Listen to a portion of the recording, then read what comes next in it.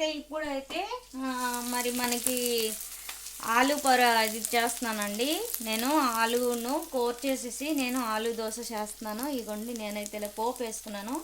పచ్చిమిరపకాయలు, తర్వాత కొంచెం జీలకర్ర, కొంచెం ఉల్లిపాయ ముక్కలు, కొంచెం శనగపప్పు, కొంచెం మినపగుడ్లు అండి. పోపు అయితే ఇలా వేసుకున్నానండి నేను. ఇగోండి ఇలా వేసాను, పోపు వేసాను. పోపు అయితే ఎగిపోయింది. దీంట్లో నేనైతే ఇగోండి బంగాళదుంపలు అయితే ఇలాగైతే నేను ఉడకబెట్టుకొని ఉంచుకున్నాను. మెత్తగా ఉడకబెట్టి వాటర్ అయితే ఈ జల్లీలో ఉడకబెట్టుకున్నాను ఇలాగా. వీటిని అనమాట ఇప్పుడు ఇలాగా మెత్తగా చేసేస్తున్నానండి నేను.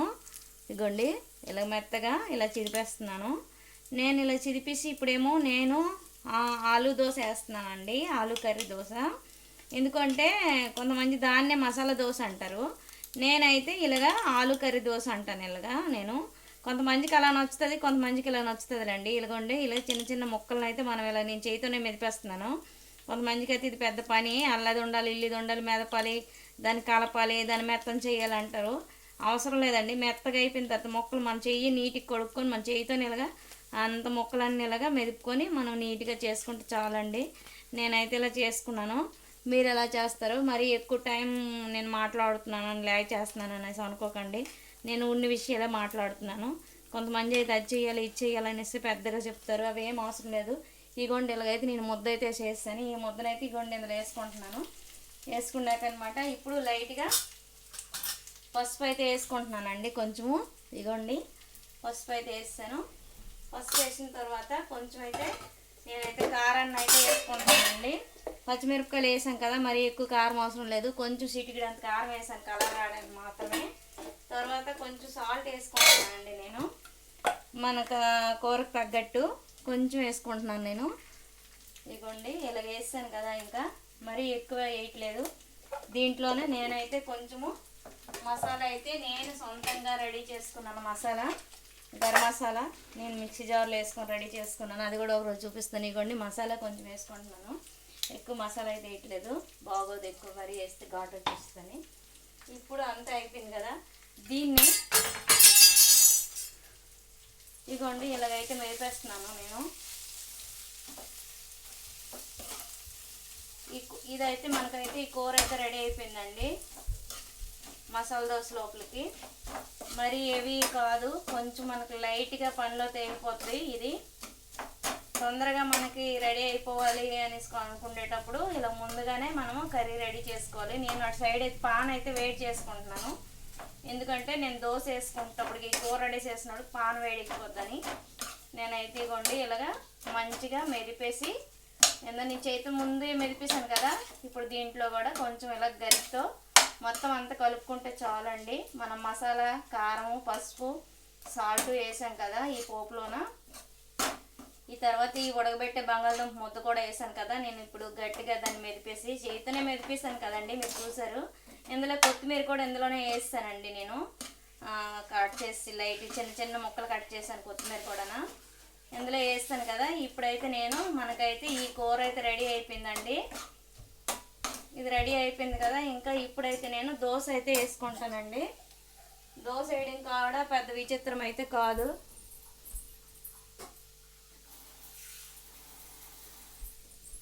చూడండి సింపుల్గా ఇలా వేసేయడమేని.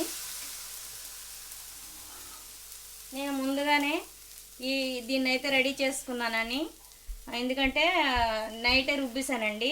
కొంచెము మినపగుడ్లు, ఒక గ్లాసుడు మినపగుడ్లు వేసుకున్నానండి. ఒక 3 గ్లాసులు రేషన్ బియ్యం వేసుకున్నాను, కడిగి పెట్టుకున్నాను. కొంచెం శనగపప్పు, కొంచెం మెంతులండి నానబెట్టుకున్నాను.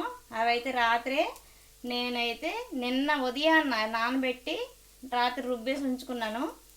దీన్నైతే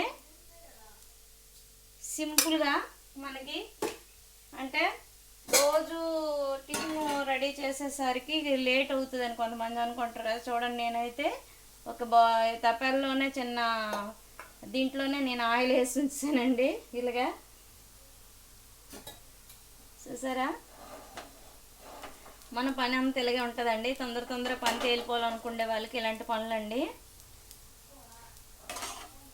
చూసారా, ఇంతలో ఇటు సైడ్ అయితే మనకి కూర రెడీ అయిపోయింది, అటు సైడ్ అయితే దోశ ఉడికిపోతుంది. దోశ అక్కడ బాగా గోల్డ్ కలర్లో కింద బాగా వేగిపోవాలి. బాగా గోల్డ్ కలర్ రావాలి కిందన. వచ్చినాకే మనం ఎప్పుడైనా దోశలో మనం ఈ కర్రీ పెట్టేసి ఫోల్డ్ చేస్తే బాగా వస్తుంది. ఎందుకంటే అది బాగా ఏగకుండా పచ్చి వాసన రాకుండా మనం కొంచెం చూసుకోవాలి, బాగా ఏగాలి. కొంతమంది ఏంటంటే ఒక సైడే వేపుతాము, రెండో సైడ్ వేపము అనేసి అనే వాళ్ళకే ఇది.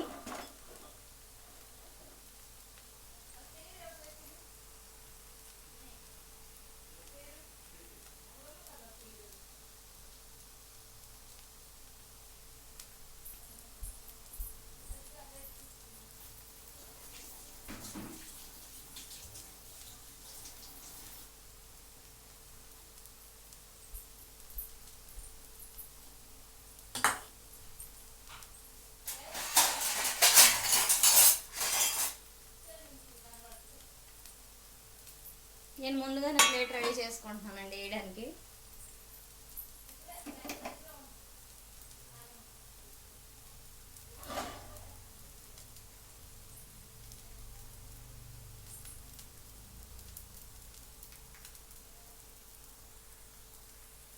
ఏమైందో తెలీదు.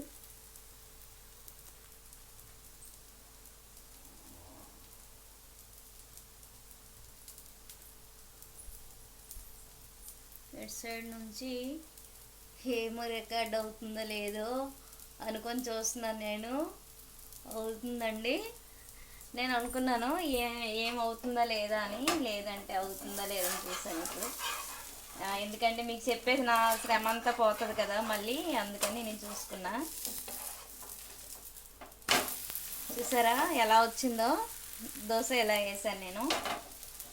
రెండు వైపులు కూడా నేనైతే కాల్చేస్తున్నానండి. ఎందుకంటే పచ్చివాసన ఉంటుందని కొంతమంది పెద్దోళ్ళు కానీ పిల్లలు కానీ నచ్చరు. రెండు వైపులు మనం ఇలా కాల్చుకుంటే బాగుంటుంది. నేనైతే పెద్దగానే దోశ వేసాను.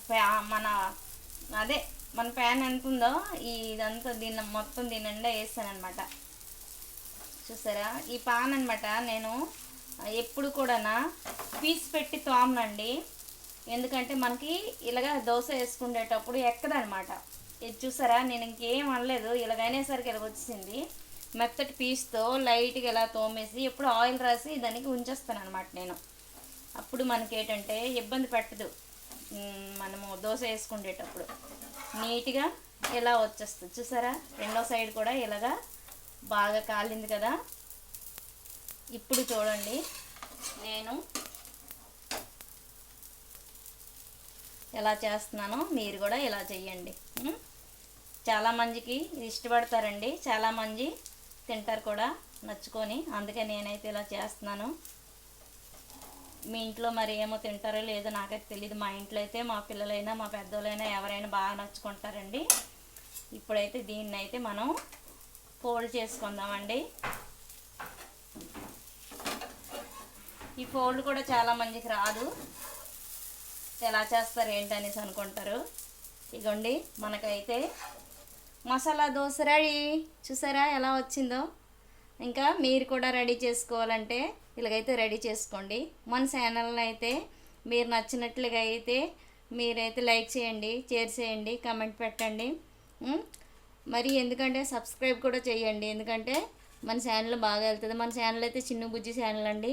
ఎప్పుడైనా మీరు ఒకవేళ మసాలా దోశ ఇలా రెడీ చేసుకోవాలనుకుంటే మన ఛానల్ని వెళ్ళి చూస్తే మీకైతే ఎలా చేయాలి ఏంటి అని మీకైతే అర్థమవుద్దండి.